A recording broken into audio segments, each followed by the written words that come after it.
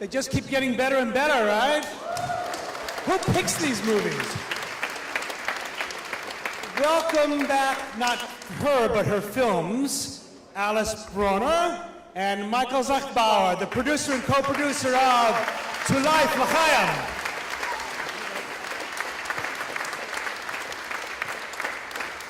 Thank you so much. It's a big honor and really to be here. 3 years ago, when Wunderkinder was being shown here, I couldn't come, but this time I'm here. You're a great audience, and yeah, you can ask me, you can ask us whatever you want. I just want to tell you some things that after this movie, our main cast, Max Riemelt, was discovered here in the States, and he plays a main part in the new Netflix original series Sense8 from the Wachowskis. Yeah, so it's a German import to the States. And Hannelore Elsner, she is like Meryl Streep in the States, like Catherine Deneuve in France. She's our biggest star in cinema in Germany, just to know you. Okay. The story is, it's not a Holocaust movie, as you have seen or understood. It's a movie about two lost souls who find each other by coincidence. They don't want to live anymore, but because they found each other, they get a new sense of life. That's the story. But the story of the other woman is quite, the Holocaust survivor story of my mother. And I don't know if you understood, but this movie is dedicated to my mother, who survived, and it's a lot of her story, and she gave it to us just to show it to you. Yeah, and another thing, I don't know if you know it in the States, because, well, it's German. As you have seen, we showed anti-Semitism in the 40s, for sure. We showed anti-Semitism in the 70s, and we showed anti-Semitism today, but not so that everybody can understand it. The 8-8 on the bus, you have seen it. It's in Germany. They use now. They used to put an 8 and an 8 and not the cross, because it's Heil Hitler, HH. You know, the H, this is the 8-8. I just wanted to explain it to you, because in Germany it's known, but all over the world, no. So please now ask your questions if you want to. I got to interrupt you just for a short time. Let me thank Alan for choosing again a CCC production from Berlin. Thank you so much, and thank you, because it's really a great honor to have such a big audience. And it's not really, do you call it usual? No, it's not called usual, but it's unusual that we found a US distributor for that film. It's a German art house movie and not a blockbuster, so we are very thankful for, and Alan again, thanks. And yeah, we are trying to produce something else the next years. Probably we'll find together again. So thank you. And please, questions. Question? Yes, ma'am.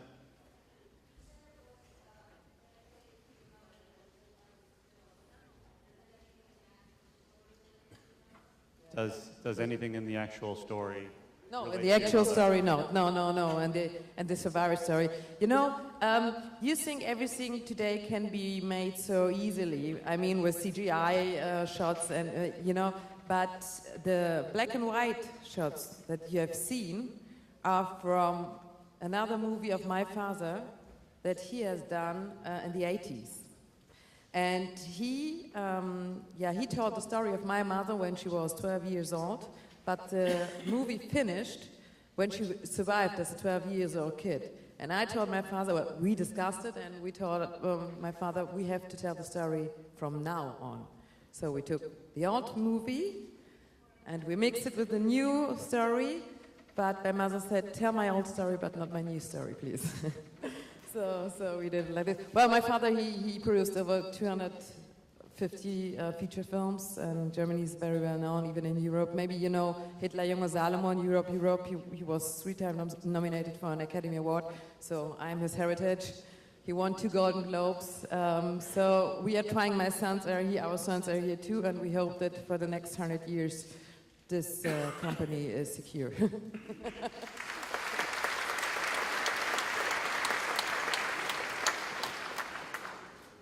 Over here.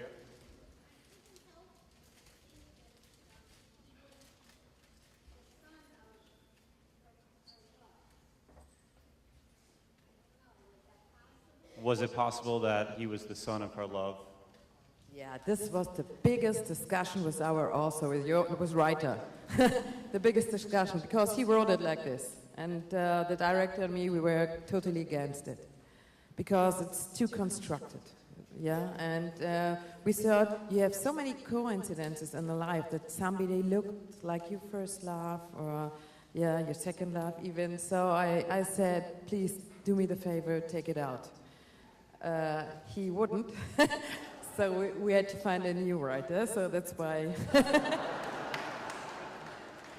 As you have seen, we had 4 writers. The first one was American. We work since 30 years with Stephen Glantz, who always writes the first draft of all our movies. To cut it short, he said I loved this idea. We said we don't. So. Good question. Big discussion, the biggest discussion in this movie, yeah. We have a question from Twitter. Who did the vocals, the wonderful vocals? The vocals. Well, these are all Jewish songs. Sung, this is my cousin who sing it. Well, the whole family is in the movie. No, it wasn't cheaper. So she sang it, but you know these old songs. These are really, really old Jewish traditional songs, which I'm grown up with all these songs. And some of them you can get free. They are so old that you can just take it for your movie. But Bei mir bist du schön, it's a world song. It's a very famous song. And the Jewish family, the heritages, they live still in the USA. And they told me, well, the composer is Shalom Sekunda, and the heritages, they told me, okay, if you would like to take this world song, you have to pay $250,000 for 20 seconds. Also, to cut it short, she's been talking to him for 1 hour, and then we nearly got it for free. No, but I said, for the first time, we will show this beautiful music in a film, and it will be forever, for the whole time, forever and ever. And they said, okay, so then you get it for $10,000, take it whenever you want, whatever you want, and show it how often you want. And this is a great Jewish family from the States. Thanks again. And by the way, the Hannelore Elstner, who played the older part, she did really a good job, because she's an actress. German actress. But no singer. And she had a teacher for singing, teacher for Jewish, and she's done really a good job, because it sounds like original, and yeah, great job from her. Yes, sir.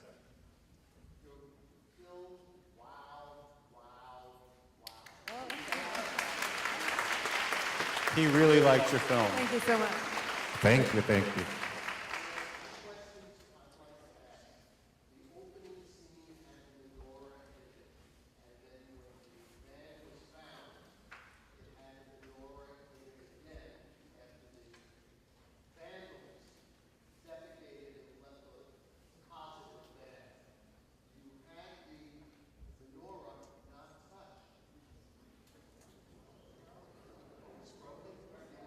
The menorah was broken.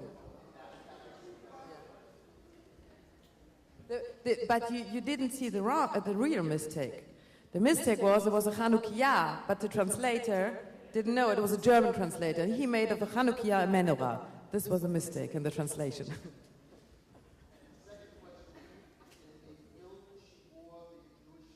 Yeah.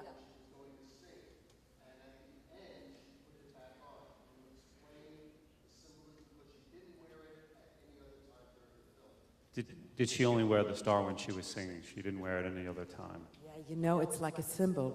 We had to show, it's a movie, not a documentary, and we had to show a symbol, and it was like a symbol to show, if she would wear the whole movie, you wouldn't have noticed it. So we had to create a scene where you can see it was this star that he gave to her as a present, and she won't never forget it. So that's why we wanted to make a special scene with it, yeah, just to show it. Because, you have... But probably he's right. That's a mistake. We shouldn't show that movie a second time. He's only the co-producer.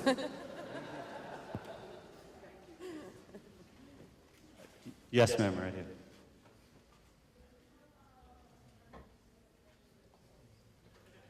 There was no follow-up on the money slipped under the door. No follow-up. What happened to the money that was slipped under the door? Is it important for you in this movie? Now, that's a good question.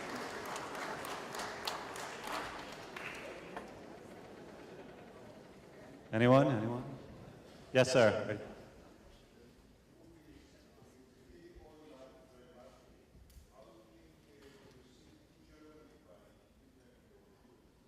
How has the film been received in Germany?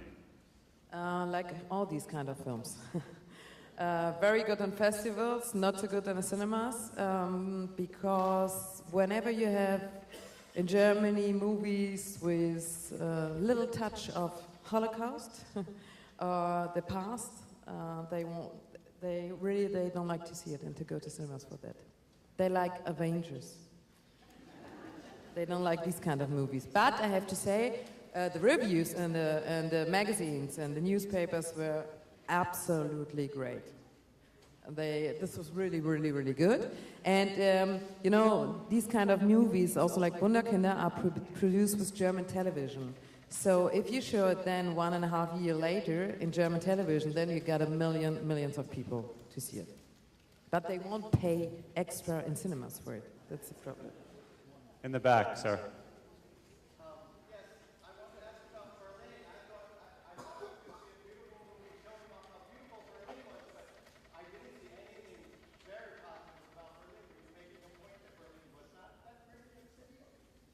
Were you showing a side of Berlin that wasn't as pretty, like you didn't show any landmarks or anything? That's why, because it's pretty easy to show the nice sides of Berlin. So we are more willing, more likely to show a Berlin you might haven't seen yet. That's as simple as it is. But you have seen the Funkturm, the most well-known sign. Okay, not the Brandenburger Turm. And you have seen one of the most important things in Berlin, the East Side Gallery. I don't know if you have seen it when Jonas was jogging. You know, you saw the whole East Side Gallery, which is the wall of Berlin, the rest of the wall of Berlin. And he found this is much more important to show. Yes.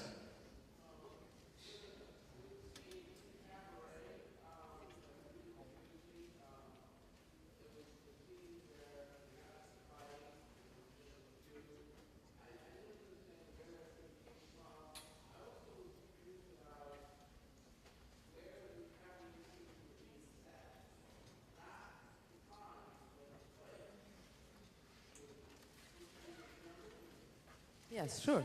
It was in Germany. Where were the cabaret scenes supposed to be?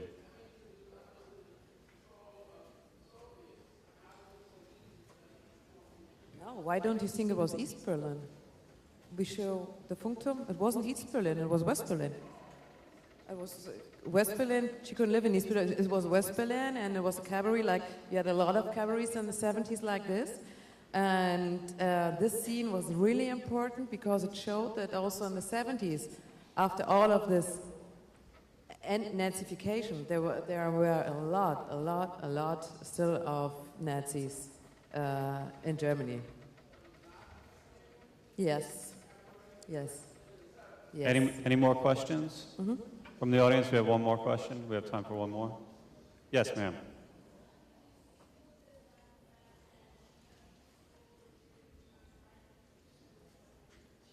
Can you speak to the fact that she tried to commit suicide more than once? it's well, she didn't come along with. She didn't. Well, the story, her youth, the things she experienced were so heavy that she has to struggle for all her life. She just probably found in singing later on, she found a little way, yeah, to put it aside and to survive. But generally, like the professor said, it's a struggle the whole life. You won't forget what you have experienced there. So it's not quite unusual to say I'm not able to continue to live like that, to have these dreams all the time, whatever. So I could imagine that has happened often enough. And the second problem was for sure, that was what my mother experienced, was her patient, was a lot of people she visited, of Holocaust survivors. You know, she had a new life after the war. For 40 years she was in her apartment.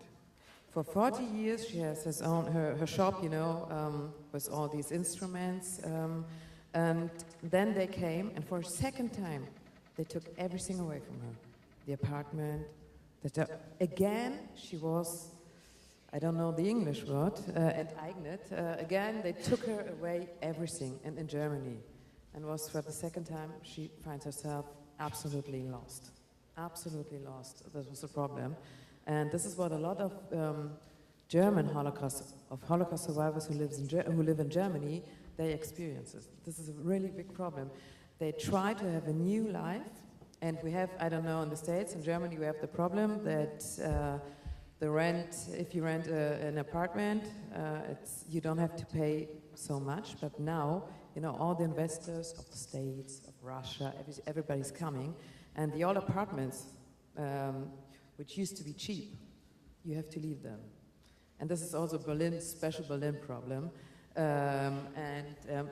We wanted to show this also, that elder people, they have to leave everything, and you know that elder people love where they're living. Even if they're 40 years in one apartment, they want to stay there. If you're for 40 years in your house, they want to stay there. For the second time in her life, she lost everything. And she said she found no more sense to live.